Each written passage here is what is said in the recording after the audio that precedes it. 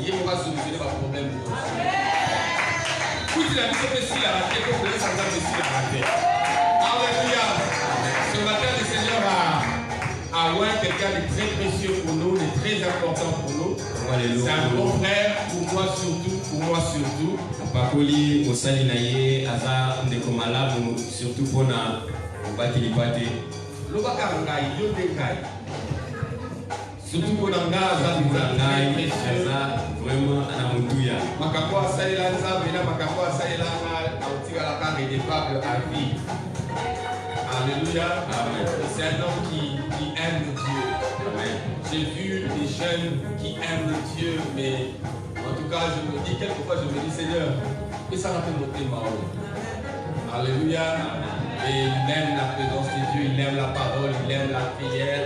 Le Seigneur nous a vraiment bénis de l'envoyer ici avec nous pour la parole de cette émission. Nous aurons la première prédication, sa première prédication en tant que marié.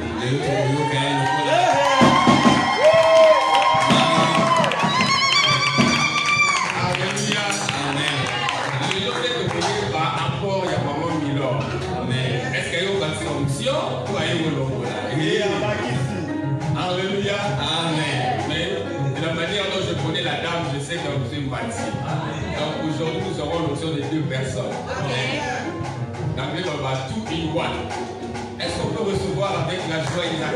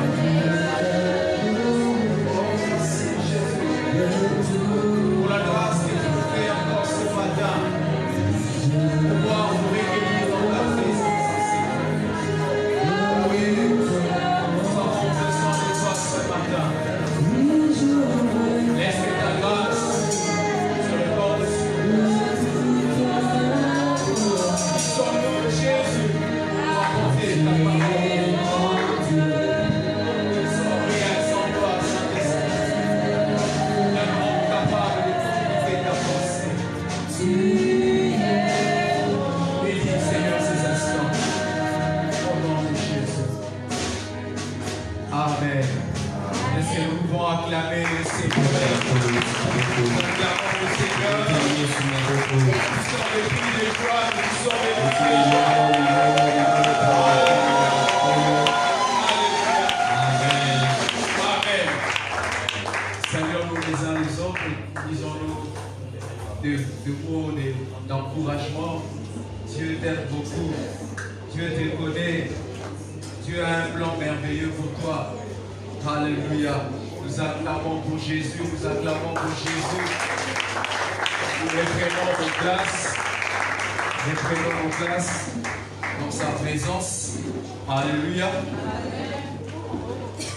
Nous rendons grâce à Dieu qui nous fait grâce ce matin.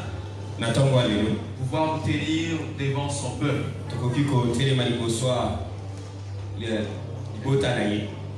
Je veux essayer, c'est la première fois pour moi, de prêcher avec un interprète. J'étais en train de dire à ma femme à la maison, le berger est en train d'imposer un style. Nous sommes habitués à la français. Maintenant, le berger, j'ai remarqué.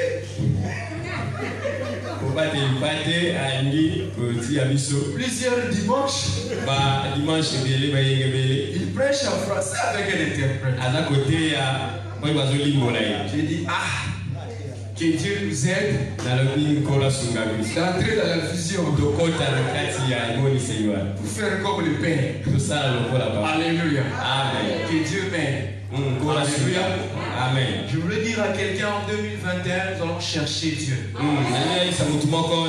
Alléluia. Nous approchons vers le temps de la fin. Que dis-je? Nous sommes déjà dans le temps de la fin. Et les signes du temps de la fin ne cessent de s'accomplir. Comme on dit au grand mot des grands remèdes.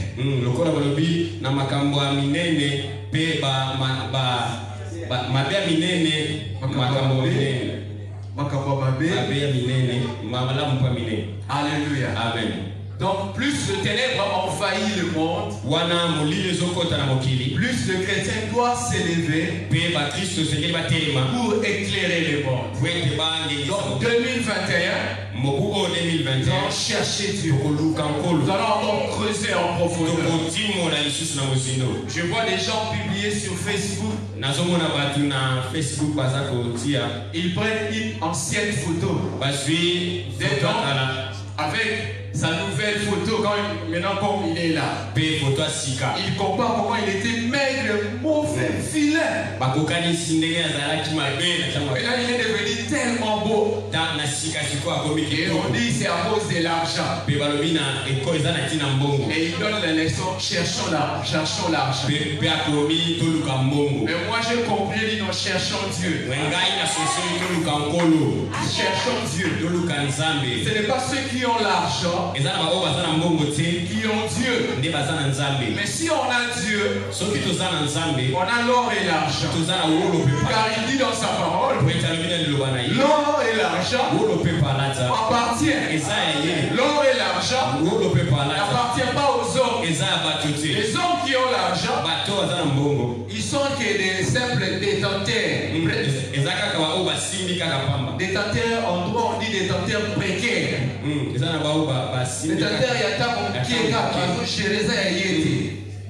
Il n'est pas propriétaire. Donc 2021, nous allons chercher Dieu. Alléluia. Amen. Nous avons notre texte de base. Nous allons lire la parole de Dieu dans Jean 4. Jean 4. Nous allons commencer à partir du verset 5 jusqu'au verset 24.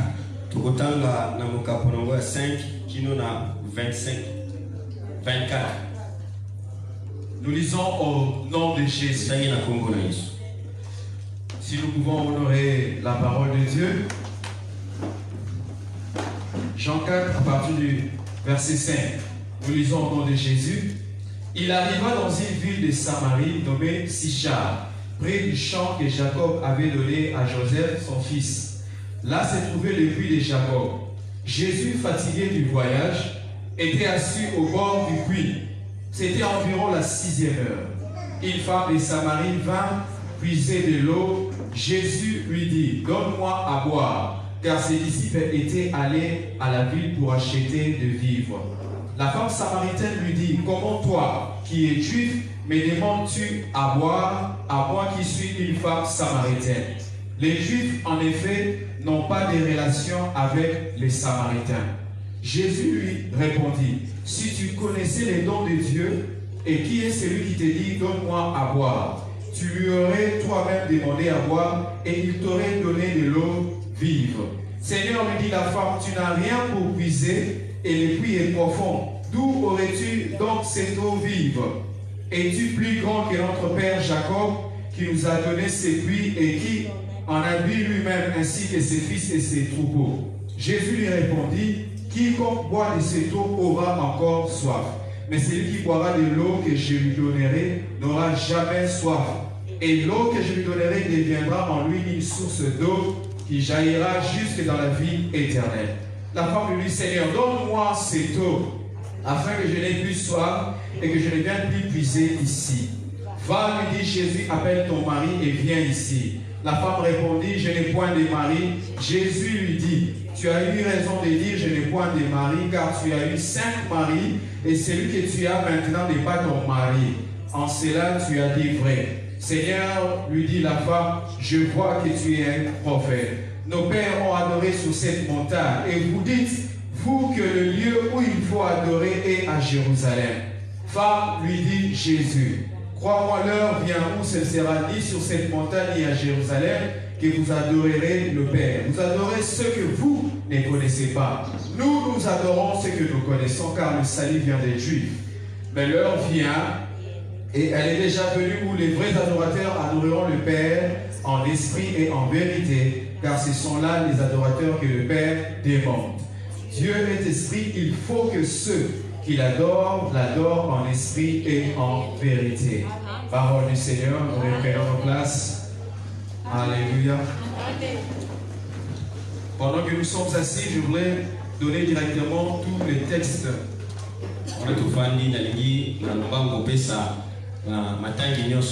Ça, c'était notre texte de base.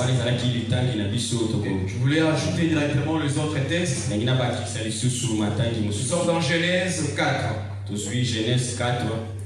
Le premier verset au 5e verset.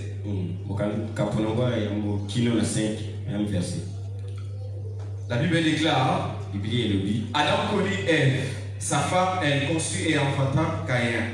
Et elle dit, j'ai formé un homme avec l'aide de l'Éternel. Elle enfanta encore son frère Abel. Abel fut berger et Caïn fut laboureur. Au bout de quelques temps, Caïn fit à l'Éternel une offrande de fruits de la terre. Et Abel de son côté en fit une de premier-né de son troupeau et de leur graisse. L'Éternel porta un regard favorable sur Abel et sur son offrande. Mais il ne porta pas un regard favorable sur Caïn et sur son offrande. Caïn fut très irrité et son visage fut abattu. Genèse 22, le dernier texte. Genèse 22. Premier verset au 5e. Après ces choses, Dieu mit Abraham à l'épreuve et lui dit, Abraham, et il répondit, mais voici. Dieu dit, prends ton fils, ton unique, celui que tu aimes, Isaac, va-t'en au pays de Morija, et là offre-le en holocauste sur l'une des montagnes que je te dirai. Abraham s'éleva de bon matin, scella son âne et prit avec lui 2 serviteurs et son fils Isaac. Il fendit du bois pour l'holocauste et partit pour aller au lieu que Dieu lui avait dit. Le 3e jour, Abraham leva les yeux, vit le lieu de loin.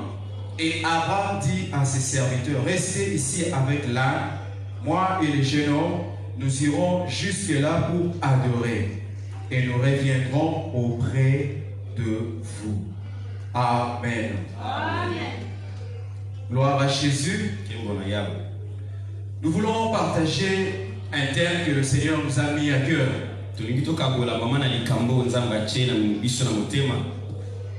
Le thème s'intitule les adorateurs que le Père démente. Les adorateurs que le Père démente. Tel que nous avons lu dans le texte de base de Jean 4. Le Seigneur Jésus a conclu sa conversation, son échange.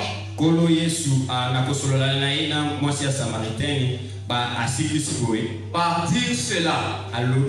Il dit c'est là que les adorateurs que le Père démente.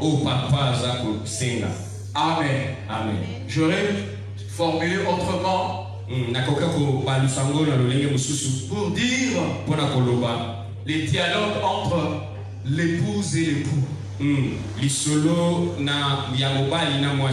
Alléluia. Amen.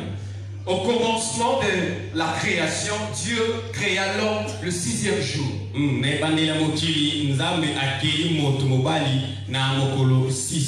Il a créé Adam. Et il l'a placé dans le jardin d'Éden. Est-ce que Adam était en train d'adorer Dieu? Non, la question se pose. Est-ce que Adam était en train d'adorer Dieu? Parce que la Bible ne nous rapporte pas noir sur blanc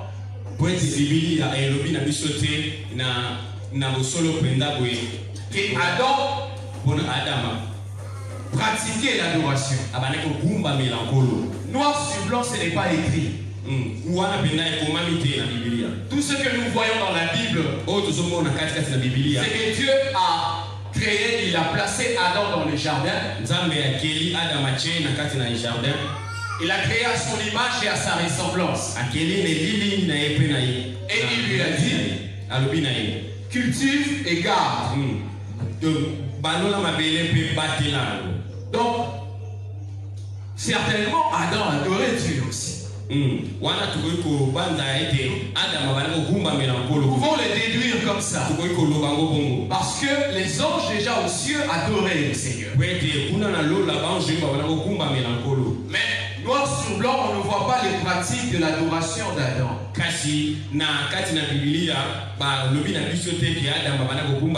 Tout ce que nous voyons, c'est qu'Adam est en train de faire la volonté de Dieu. Il obéissait aux instructions de Dieu. Et cela traduisait l'adoration d'Adam à son Dieu.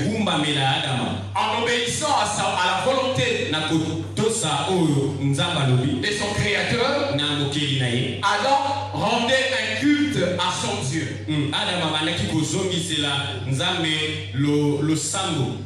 Et c'est avec Abel et Caïn que nous avons vu le pratique d'un culte offert à Dieu. Et là c'est écrit noir sur blanc dans la Bible. Alléluia. Amen. On voit Abel qui était berger et Caïn laboureur. Chacun a offert à Dieu. Mais qu'est-ce qui s'est passé? La Bible déclare que Dieu porta un regard favorable sur Abel et sur son offrande. Il ne porta pas un regard favorable sur Caïn et sur son offrande. Alléluia. Amen. On voit clairement déjà au commencement l'importance que Dieu mettait sur l'homme qui offrait à Dieu. Dieu commence d'abord par approuver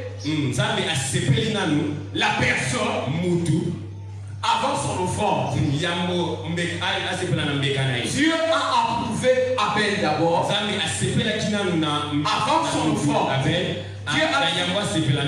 Il a vu l'état du cœur d'Abel qui était lié à son offrande. Donc Abel et son offrande ne faisaient qu'une seule. Il faisait qu'un. Il n'y avait pas deux composants. Mais Caïn et son offrande, il faisait deux composantes. Caïn n'avait pas son cœur dans son offrande. Il a fait juste une formalité. Alléluia. Amen. Alléluia. Amen. On a lu dans le texte de Genèse 22. Pour la première fois, les commentateurs bibliques, ils sont en train de dire que pour la première fois, on a prononcé dans la Bible le verbe adorer.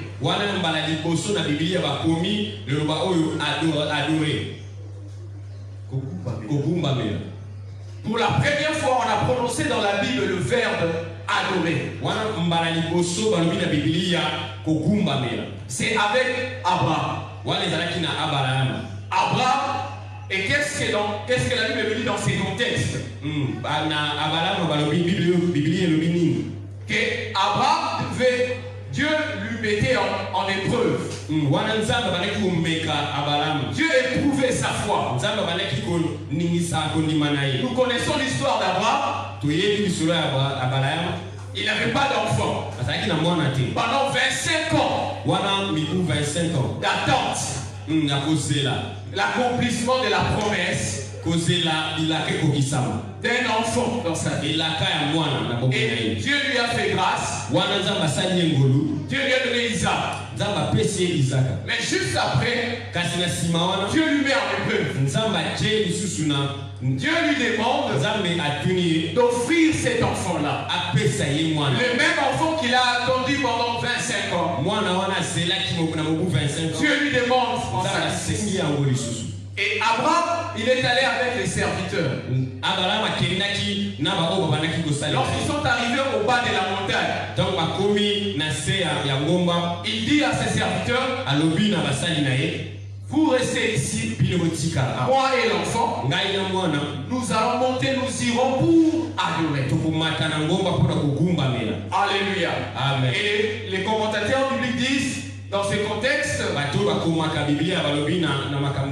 on définit l'adoration comme un culte offert à un Dieu en faisant des sacrifices.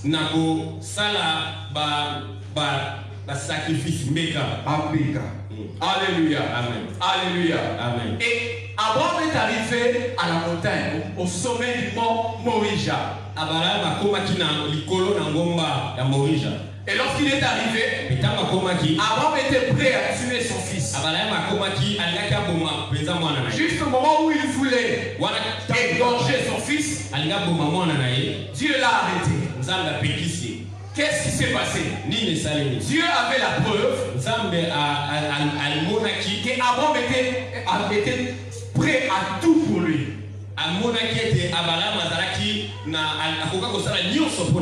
Donc en demandant Isaac, Dieu ne demandait pas Isaac. Dieu demandait Abraham. Dieu ne voulait pas d'Isaac. Dieu voulait d'Abraham. Dieu voulait tester Abraham pour voir si Isaac, dans son cœur, dans le cœur d'Abraham, avait remplacé Dieu. Dieu voulait cette preuve-là. C'est ainsi que quelque part dans la Bible, quand on a posé à Jésus la question, quel est le plus grand commandement? Il dit, tu aimeras Dieu de tout ton cœur, de toute ton âme, de toute ta force. Alléluia. Et le deuxième, il dit, tu aimeras ton prochain comme toi-même. Donc en offrant Isaac, Abraham s'offrait lui-même. Dieu ne voyait pas l'adoration d'Abraham, mais il voyait l'adorateur Abraham. Dieu ne voyait pas le sacrifice d'Isaac. Il voyait les sacrificateurs Abraham. Donc, en offrant Isaac à Dieu, Abraham s'offrait comme un sacrifice. Alléluia. Amen. Alléluia. Amen. Oui, dans la Bible, tel que nous l'avons dit, au commencement, on l'a vu, que Dieu a approuvé d'abord Abel. Donc, Abel et son sacrifice ne faisaient qu'un. En fait, Abel avait tout son cœur dans son offrande. Donc, Abel s'offrait comme un sacrifice. Et on l'a vu aussi ici. Abraham s'offrait lui-même comme un sacrifice. Alléluia. Amen. Pourquoi c'est là? Parce que dans la nature de l'homme, l'homme a souvent tendance à se relâcher. Quand nous lisons, nous étudions tous les hommes qui ont marché avec Dieu dans la Bible. Si on observe de près, nous allons voir que Dieu demandait à tous ses serviteurs de se conformer seulement à ses voies, d'obéir à ses instructions, de se consacrer à lui. C'était une forme de sacrifice d'adoration que Dieu demandait à ses serviteurs.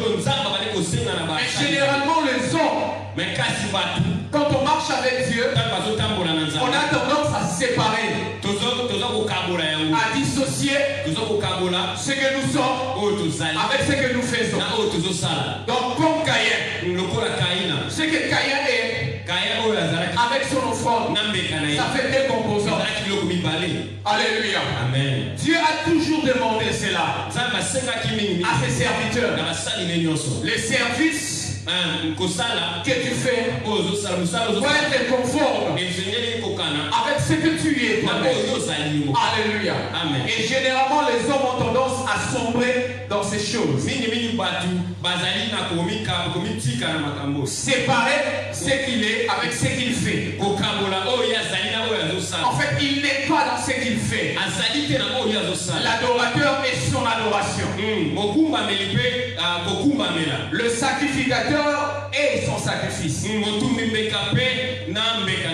Et nous voyons dans la Bible, dans les livres d'Exode, Dieu a institué les lois, les 10 commandements et beaucoup de préceptes. Il a donné à Moïse pour enseigner aux enfants d'Israël. Mais vite, les enfants d'Israël sont sombrés dans le formalisme. Ils sont devenus des spécialistes dans les sacrifices. Dieu a établi une famille et toute une tribu de Lévi comme des sacrificateurs. Et ils se sont spécialisés dans toutes les pratiques de sacrifice, d'action de grâce, d'holocauste, toutes ces formes de sacrifice.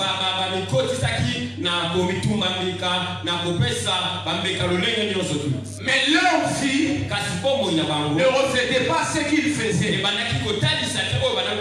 Le pratique de leur vie n'était pas conforme au Dieu auquel ils appartenaient.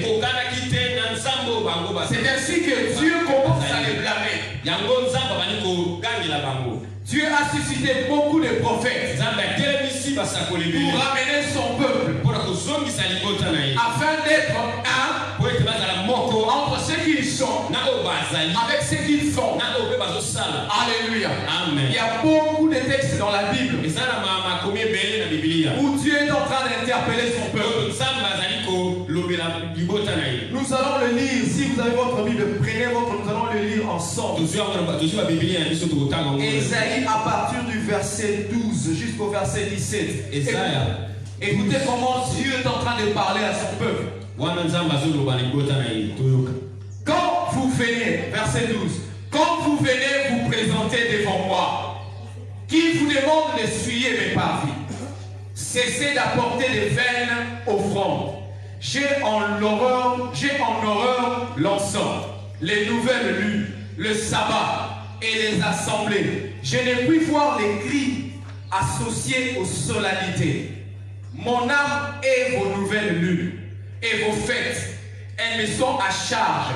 Je suis las de le supporter. Quand vous étendez vos mains, je détourne de vous mes yeux. Quand vous multipliez les prières, je n'écoute pas. Vos mains sont pleines de sang. Lavez-vous, purifiez-vous, ôtez de devant mes yeux la méchanceté de vos actions. Cessez de faire le mal. Apprenez à faire le bien, recherchez la justice, protégez l'opprimé, faites droit à l'orphelin, défendez la veuve. Alléluia. Amen. Alléluia. Est-ce que quelqu'un peut acclamer pour la parole du Seigneur? Alléluia. Alléluia. Ésaïe 1, 12 à 17. 1, 12 à 17. Alléluia. Amen. Il y en a beaucoup de textes comme ça. Il y a beaucoup de textes où les prophètes de Dieu étaient en train d'interpeller le peuple de Dieu. J'aime quand Dieu parle durement. J'aime quand Dieu nous tire les oreilles. J'aime quand Dieu nous interpelle. Vous savez pourquoi il le fait? Parce qu'il nous aime tellement. Parce qu'il ne veut pas que nous puissions rater le projet merveilleux qu'il a pour nous.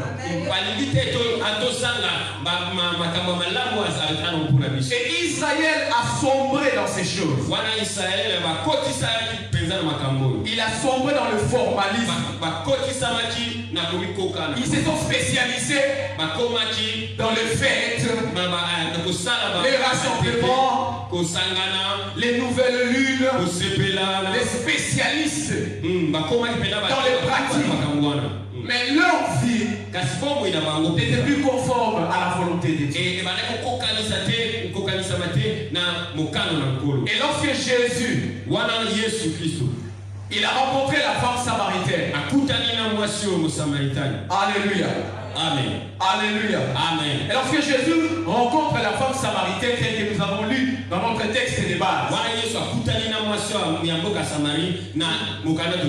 nous connaissons l'histoire de la Samarie. Parce que nous voyons ici la femme évoquer les conflits qui existaient entre eux et les Juifs. Et les Juifs qui ne s'adressaient pas à la parole. Alléluia. Amen. Alléluia. Amen. Et Jésus est venu pour restaurer l'adoration comme ça se faisait au commencement de la création.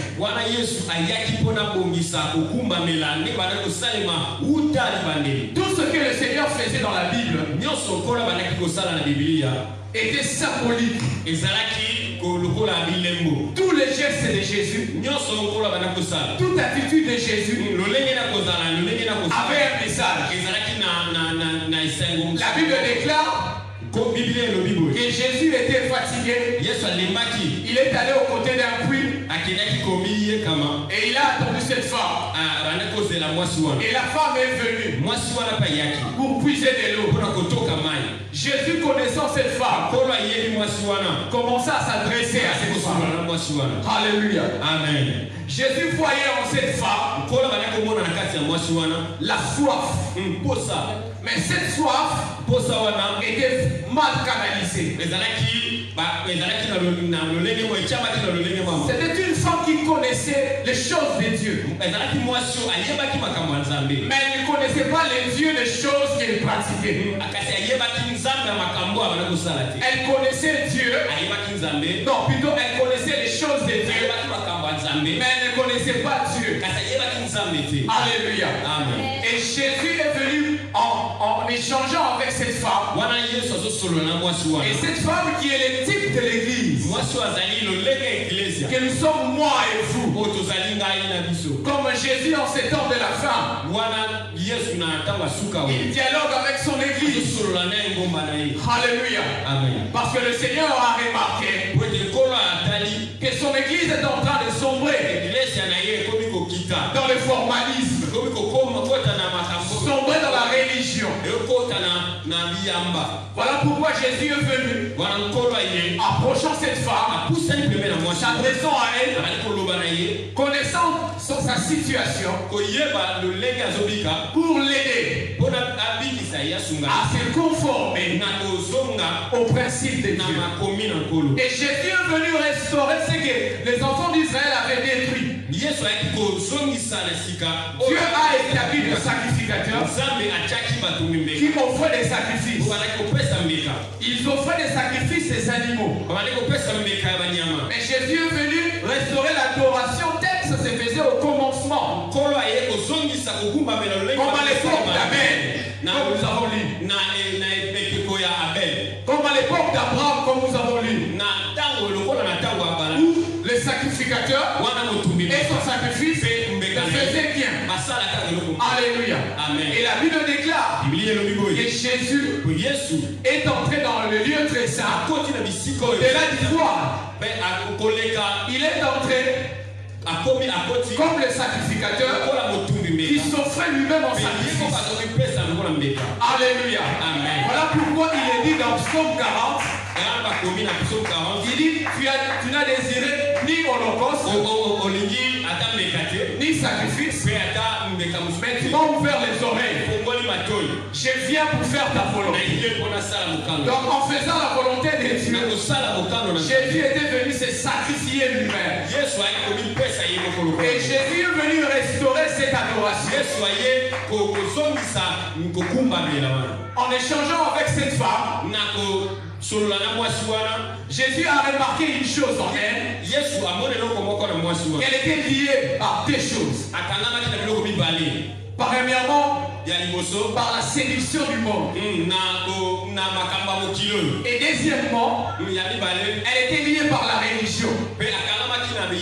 Pourquoi la séduction du monde? Parce que Jésus lui a demandé de l'eau. Et elle dit, vous avec les Juifs, nous avec les Juifs, on ne s'adresse pas la parole. Et Jésus lui dit, si tu savais les dons de Dieu, il te demandait, toi-même tu allais me demander de l'eau. J'allais te donner de l'eau vive. Assoiffée qu'elle était, elle dit à Jésus, donne-moi cette eau. Avant même de lui dire ça, quand Jésus lui a parlé du don, elle s'est mise à comparer Jésus à Jacob. Elle dit à Jésus, es-tu plus grand que Jacob? Cette femme est l'image de l'église aujourd'hui qui cherche des solutions auprès des hommes, qui comparent Dieu avec les hommes. Avec les hommes païens ça marche vite, mais avec Dieu ça traîne. N'est-ce pas, nous écoutons ce genre de langage? Alléluia. Et cette femme a comparé Jésus à Jacob, parce que Jacob les avait laissés un puits, il a légué un puits. Alléluia. Voilà pourquoi sa fille même reflétait cela. Elle courait derrière les choses du monde. La course à la réussite. Elle suivait la séduction des richesses. L'orgueil de la vie. La convoitise des yeux. Elle suivait ces choses. Voilà pourquoi elle s'est retrouvée 5 fois. fois marié. Abali mbala 5. 5 fois divorcé. Abali mbala 5 akabone mibali. Alléluia. Amen. Alléluia. Amen. Elle était liée par la séduction du monde. Akangamaki na makambo ya mokili. Lorsque Jésus lui parle de l'eau de vie, elle n'a pas hésité de manifester sa soif. Alléluia. Amen. C'est le type de cette église qui n'hésite pas à venir chercher la solution auprès de Dieu, mais qui va aussi chercher la solution auprès des hommes,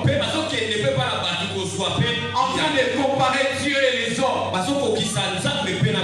Et Jésus lui révèle combien la séduction du monde l'a entraîné dans le débois. Alléluia. Amen. Alléluia. Amen. Est-ce que nous sommes ensemble? Si nous sommes ensemble, acclamons pour le Seigneur. Alléluia. Amen. Lorsqu'elle a manifesté la soif de boire de l'eau de la vie, Jésus lui parle de sa vie. Oui, tu vas avoir l'eau de la vie. Mais mets d'abord ta vie en ordre. Alléluia. Tu veux bénéficier des choses du royaume des cieux. Il dit, va appeler ton mari. Elle dit, je n'ai pas de mari. Jésus lui dit, tu as bien parlé. Tu as raison. Parce que tu as eu 5 maris. Pas 5 concubins, Marie. Donc elle s'est mariée une fois, deuxième fois, troisième fois, quatrième fois, 5 fois. Oh. Alléluia. Amen. Et ce que Jésus l'a révélé, apparemment ça ne l'a pas affecté. Tout ce qu'elle s'est arrêtée à dire, dit Seigneur, je vois que tu es un prophète.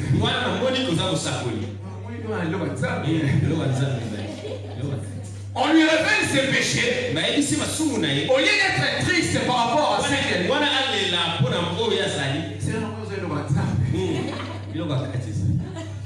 Alléluia. Je vois que tu es un prophète. Et elle ne s'arrête pas là. Au lieu même de se repentir, elle ouvre un autre dossier. Le deuxième point qui lie cette femme, la religion. Elle dit, vous, nos pères ont adoré sur cette montagne. Et vous, vous dites qu'on doit adorer sur l'autre montagne. Comme l'église toujours aujourd'hui, qui entre dans certains débats, qui ne sauvent même pas, qui entre dans certaines querelles, qui n'apportent rien à l'église, en train de faire des comparaisons religieuses. Ok, on devait adorer sur cette montagne. Et Jésus lui dit, ça ne fera plus comme ça. Il dit, vous adorez ce que vous ne connaissez pas. Oh. Comment ça? Alléluia. Donc avant d'adorer Dieu, on doit apprendre à connaître sa volonté. On ne peut qu'adorer à la mesure de notre connaissance de Dieu. Alléluia. On ne peut adorer Dieu à la mesure de notre maturité avec lui. On ne peut craindre Dieu qu'à la mesure de notre connaissance qu'on a de lui. Il dit, vous adorez ce que vous ne connaissez pas. Il n'a pas dit, vous adorez celui que vous ne connaissez pas. Vous adorez ce que vous ne connaissez pas. Vous ne connaissez pas les qualités de la personne que vous adorez. Vous ne savez pas qu'il est saint. Vous ne savez pas qu'il est amour. Vous ne savez pas qu'il pardonne. Vous ne savez pas qu'il est compatissant. Vos amis vous êtes méchants, mais vous voulez seulement adorer. Vous ne savez pas pardonner aux gens, mais vous êtes pressés d'adorer. Et Jésus lui dit, ça ne sera plus comme ça. Car l'heure vient.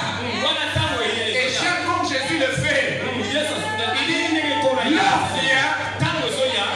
après il change. Il dit, l'heure est déjà venue. Cette l'heure avait déjà sonné. Que les vrais adorateurs adoreront le Père en esprit et en vérité. Alléluia. Il y a beaucoup de messages dans ces textes. Mais par la grâce de Dieu, j'essaie de rester dans ce que Dieu m'a mis à cœur. Il y a beaucoup de choses que un autre prédicateur il va prêcher. Mais permettez-moi de donner ce que Dieu m'a mis à cœur. Jésus dit adorer en esprit. Si on reste dans le contexte, il s'adressait à la femme. Pourquoi? Parce que la femme a évoqué les pratiques extérieures, les formalités d'aller à la montagne ou telle montagne pour prier Dieu. Et ça ne sera plus le lieu extérieur. Partout où vous serez, conduit par l'Esprit de Dieu, en connexion avec ton esprit, tu peux adorer Dieu. Ce n'est pas seulement venir à l'église, même à la maison, au boulot, à l'université, partout où tu te retrouves, tu offres un culte à Dieu. En faisant la volonté de Dieu, tu offres un culte à Dieu.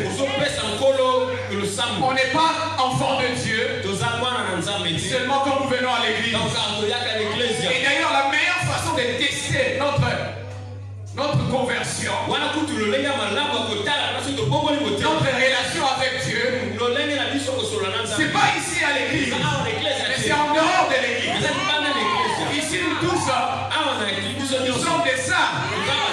Alléluia. Amen. Il y a un frère qui me faisait rire. Il dit Serge, même à l'église, tu prends le plus grand de tous les soulards, tu l'amènes à l'église, tu vas acheter de la bière, tu le mets dans un sac, tu le caches bien. Pendant les cultes, tu sors la bière, tu le mets dans un verre et tu lui donnes.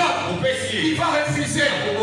Il va dire nous sommes à l'église. Mais fais-le à l'extérieur. Alléluia. Alléluia. À l'église, tout le monde devient saint. Alléluia.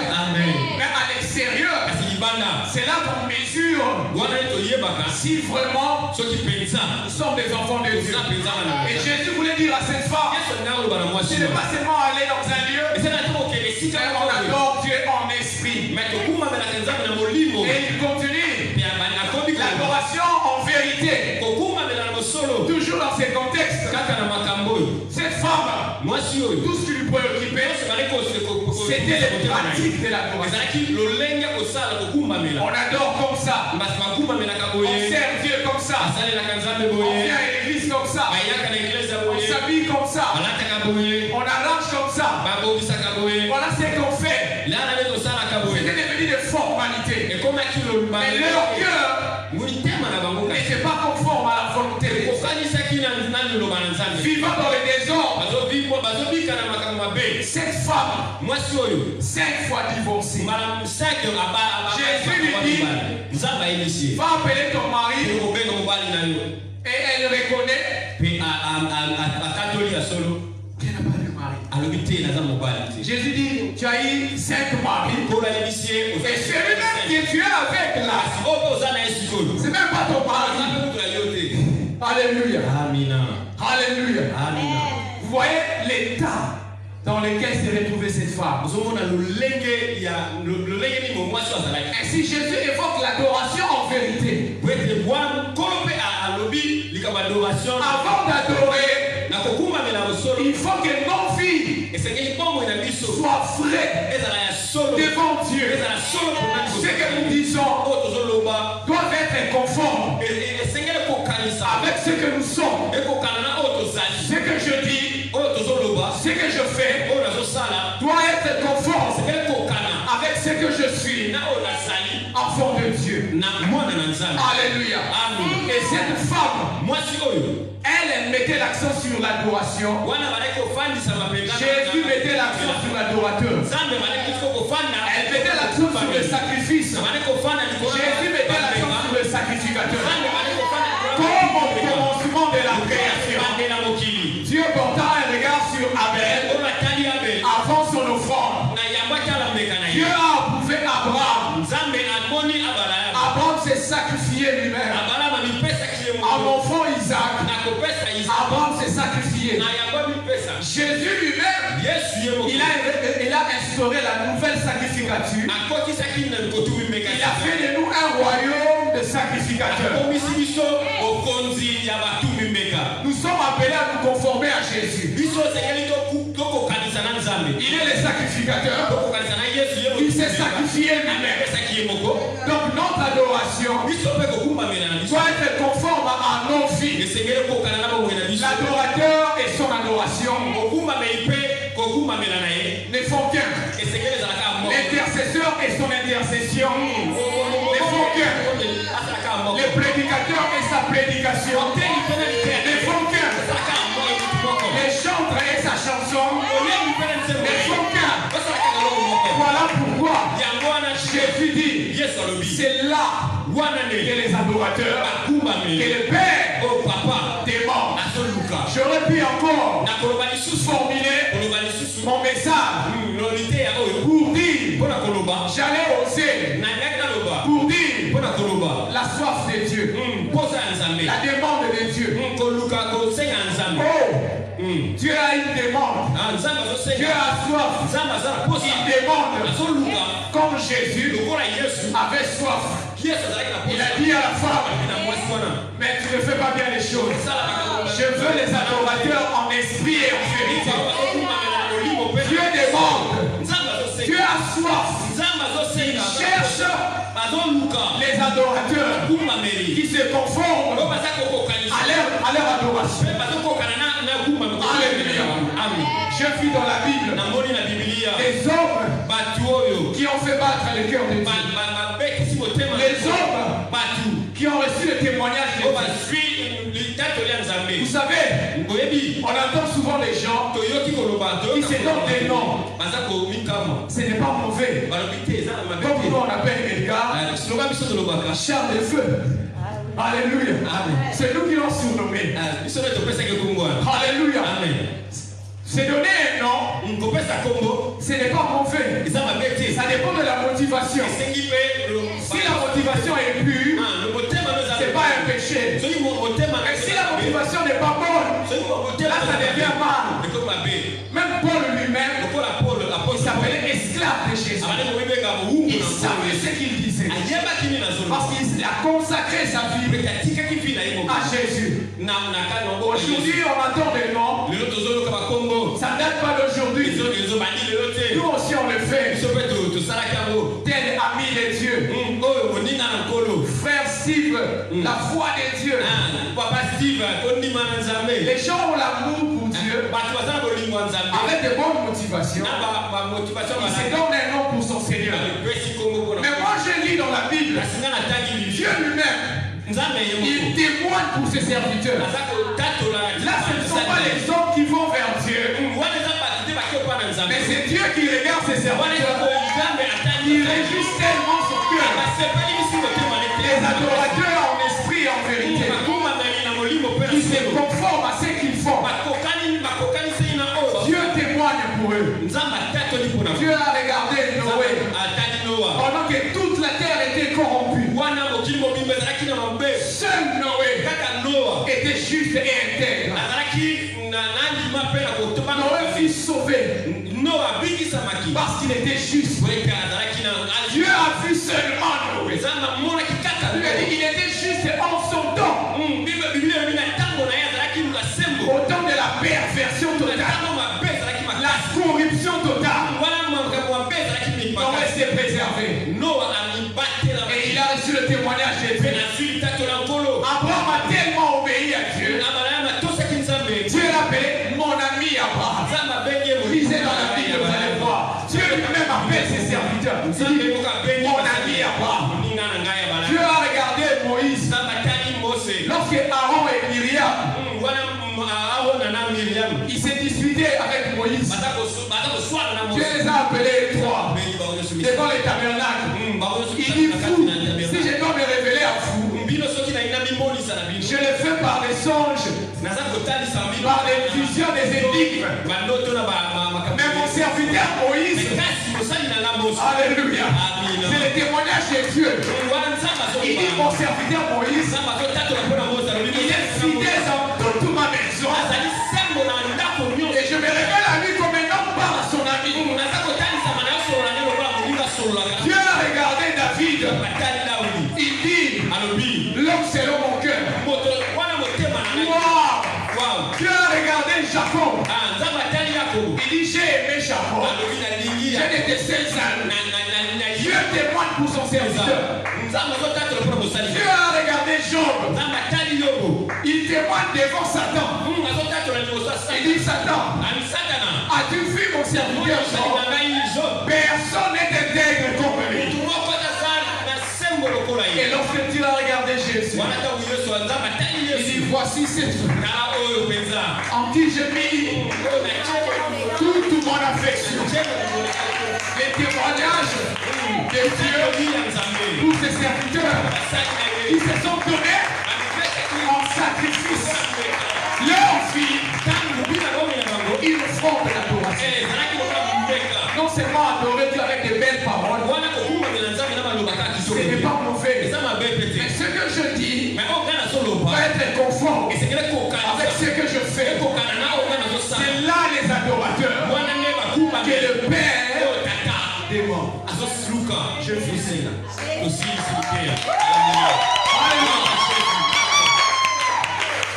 Alléluia. Nous allons prier. Alléluia. Alléluia. Amen. Est-ce que moi et toi, pendant que j'étais en train de préparer ces messages, moi-même je pleurais dans la chambre. Quand je priais, je disais à Dieu, est-ce que je suis vraiment un adorateur comme tu l'adores? C'est une offrande pour toi. Oui, il y a tellement de tentations dans le monde. Mais Dieu demande de nous abandonner à lui. Il sait que de nous-mêmes, on ne saura pas. Mais il veut la sincérité du cœur. Dis à Dieu, Seigneur, aide-moi à être une offrande d'adoration. Et je ne dissocie pas, je ne sépare pas mon sacrifice avec ma vie de sacrifice. Et moi et mon sacrifice, faisons seulement un seul. Pour que tu prennes plaisir à ma vie et que tu m'agrées et que je reçoive ton témoignage. Et les bons envois commenceront.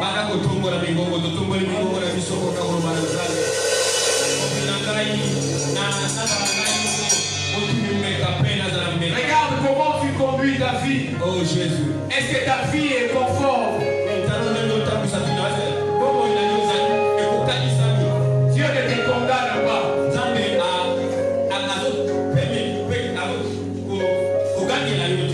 Dieu veut seulement que tu abandonnes cela. Arrête de séparer le service que tu fais avec ta vie. Sois enfant de Dieu partout où tu seras. Adore-le en esprit et en vérité. Oh, élève ta voix, parle à Dieu. Si tu te caches devant les hommes, mais tu ne pourras pas te cacher devant Dieu. Nous, on ne te connaît pas. Mais Dieu te connaît. Dieu sait ce que tu fais.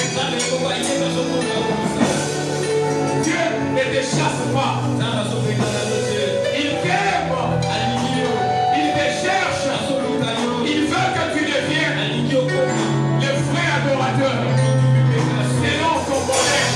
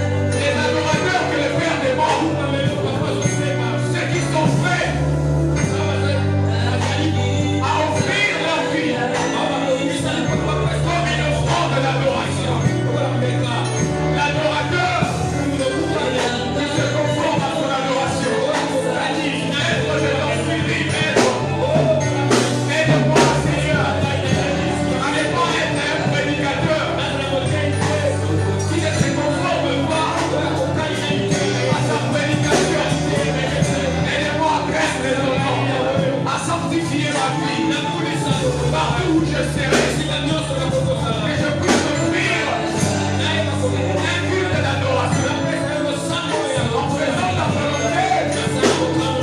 Jésus, Saint-Esprit, remplis-moi de la capacité de marcher dans la volonté de Dieu. Ce n'est pas facile, mais avec toi, ça devient facile.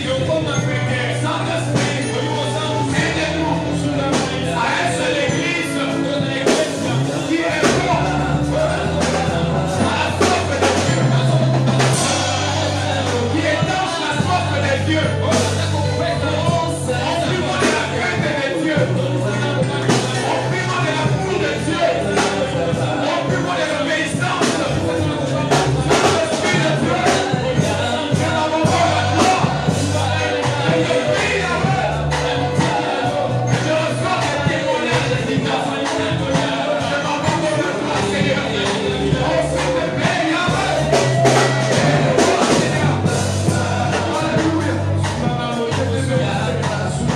Oh, merci, Jésus.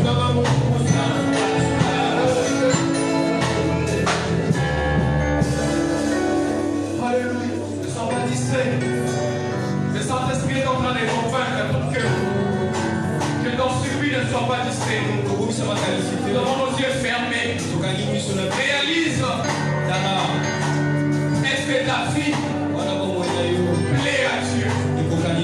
Est-ce que ta fille est une adoration? Est-ce que tu peux recevoir les témoignages de Dieu? Comme les hommes qui ont marché avec vous l'ont reçu.